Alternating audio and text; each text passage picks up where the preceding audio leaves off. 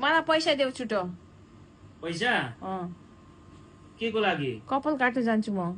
कपाल चाहिँ किन काट्नु?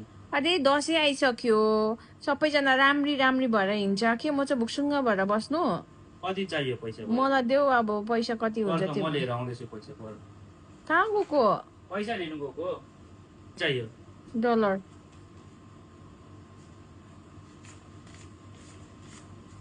अहिले यति राख्दै गर हो, पछि म तिमीलाई दसैँको लुगा चाहिँ यसले किन्नु हैन, यो कपाल काट्नु मात्रै पैसा तिमीलाई। कलर पनि गर्नु? कलर गर्न पनि पुग्छ, कपाल काट्नु पनि पुग्छ। हो ए साथी है, मैले पैसा थापे हेर्नु है।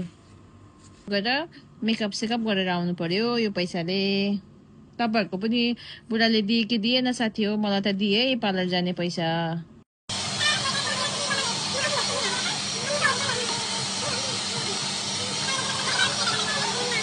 पैसा दिएको मेरो बुढीलाई कपाल काट्नु थाले त अलि हो, दिनु मात्रै पर्छ पैसा त।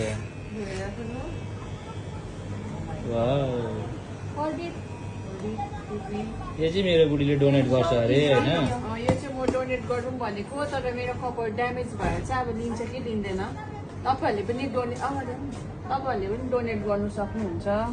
मेरो बुढीलाई पैसा दिएको हेर्नु न, नक्कल पारेर केही छैन, कपाल काटेर हो। दसैँ आयो मेरो बुढीलाई। दसैँ आयो मलाई चाहिँ हिरोनी जस्तो तिमीलाई देखिरहेछ। हेलो साथी हो, मेरो चाहिँ यहाँ हेर्नु, मेरो बुढाले पैसा दिएको, मैले चाहिँ कपाल काटिहाल्छ, थाहा छैन, तपाईँहरूले भनिदिनुहोस् है।